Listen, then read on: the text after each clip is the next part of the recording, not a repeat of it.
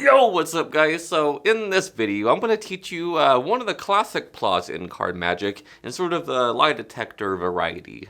Now this is just my handling and ideas on the plot, and it uses something sort of unconventional to the plot, and I think you're really going to like it. Let's get into it. So, real quick before we get into it, I've just filmed the next chapter in Card College Volume 1, which is the card controls section, and I've gone over all the card controls and my variations and additional tips and handlings on the card controls, plus a couple of tricks that are just a delight and fun to practice and very usable, and I hope that you'll join me. And I've said recently in a post that I've dropped the price from $15 a month to $7 a month, so if you haven't joined yet, now is a good time to do it, and I will be posting those card control videos later on today after I post and edit this video. Link to the Patreon down in the comment section below. It'll be the pinned comment, and I hope to see you there. Alright, so here is what this trick looks like. So the person can shuffle the cards as much as they want to, and when you take it back, you say, look, normally I have a card chosen like this, but this time we'll do it a little bit different, alright? So in a way that only you could know the card. Alright, so as I drop cards like this, just say stop anytime. Stop right here. Remember that card, I won't look, and you can really turn away at this point so that you cannot possibly see that card. Now they take the deck and shuffle again, so you couldn't possibly know where it is. Alright, so they shuffle, now you take it back, and you say, look, I'm going to try to find your card and guess what your card is just by the sound of your voice. Alright, so I'm going to deal cards face up, and each time I do that, you're just going to say no on each card, and I'll try to pick up when you're lying. So when you see your card, you say no. Alright, so say no on every card, including your card. I'll try to pick up when you're lying. Alright, so here we go. Are you ready? They say yes. So just say no each time. They say no, no, no, no, no, no, no. Oh wait, hold on. I felt like maybe you are not telling the truth on one of these cards here. Was it actually was this your card? I knew it. Alright, so this uses the famous key card plus one extra addition to the key. Alright, it might be overkill, but I don't think so. If you can do miracles like this, then nothing is overkill and it's totally worth it. So, what's going to happen is, let me find my pen here. So if you don't already know the famous key card, I love the way that he put that, is this. So you have a pen. Sometimes I use a pen, sometimes I use a pencil, it just depends. A pen just makes it more permanent. A pencil kind of rub off, but sometimes I just go back and forth. It doesn't matter. All right, so take a pen or a pencil, put a dot on each corner, so when you spread the deck, you can notice the dot. You might be able to see it right now in the camera. See those two little dots there in the corners? Now on the same corners, on the edge, you want to put an edge mark, just go up and down on the edge, on the same sides where those dots are on the corners like this. So now, not only can you see the card when the deck is spread because of that edge mark, or I'm sorry, because of the pencil dot, you can also see it on the side of the deck by glancing down about where that edge mark is. You can probably see it right there. And so you can always locate that card no matter where it is shuffled into the deck. But also here's where another feature of this key card comes into play, which is called a punch. What that is it's a little sort of blister on the card that you can feel. So it's a tactile key card, so you can feel with your thumb as you run across. And then for punch cards, I like to use quart cards because it hides the punch a little bit better. And this is how you make a punch card. So this is the punch that I use, and I actually picked this up at my local hardware store called Menards, but you can probably find them on Amazon, or you can go to your local hardware store, whether it be Lowe's or Home Depot or Menards or anything like that. And this is actually called an automatic center punch. It's actually a punch, which is perfect. All right, so what it is it looks like this, and you have this point here. You can see, let me just do this like the makeup people do.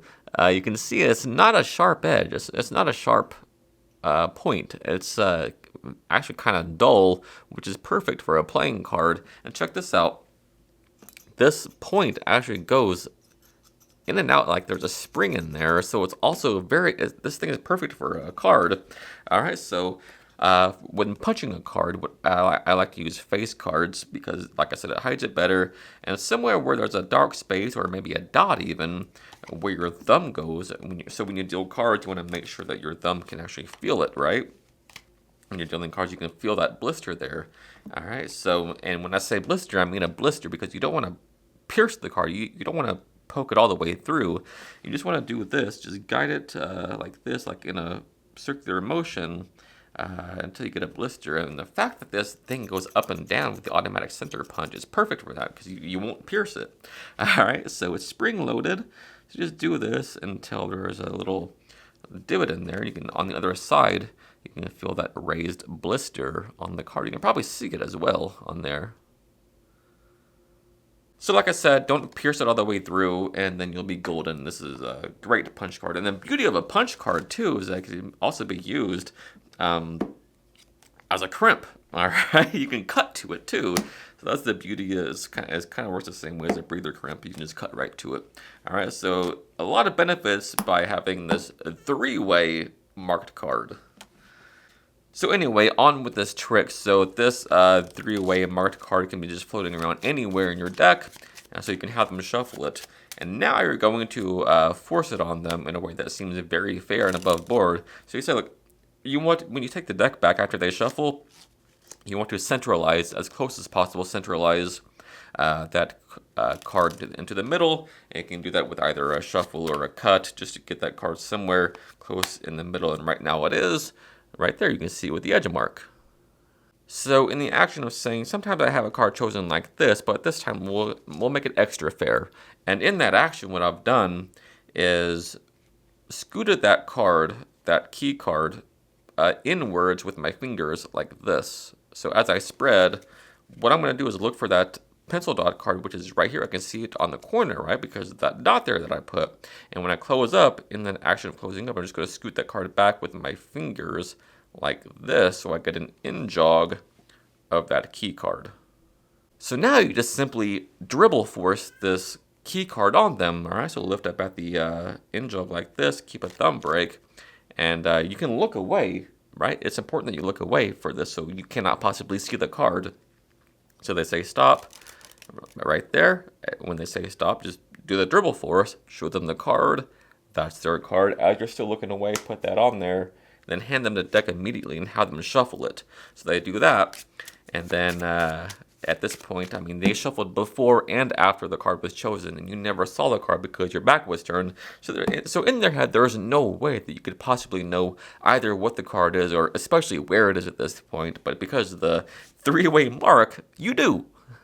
So when you take the deck back and you turn around after they shuffle, you want to position the key maybe a quarter down away from the top of the deck. That way you're just not dealing forever, right? So right now it's right here, so it's maybe 10 cards down, and that's perfect. So you go into the whole presentation about trying to detect lies, and you tell them to say no on every card, including their own card.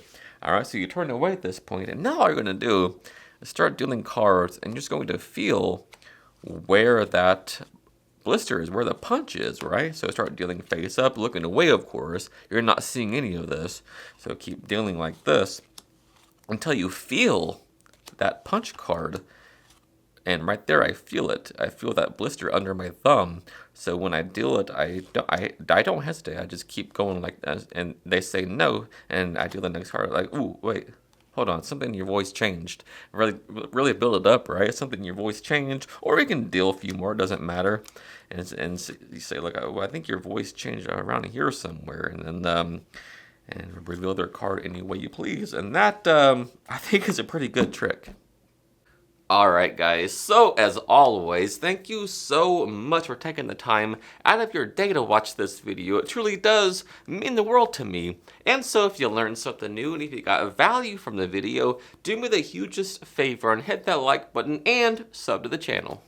Until next time, happy practicing. I love you guys.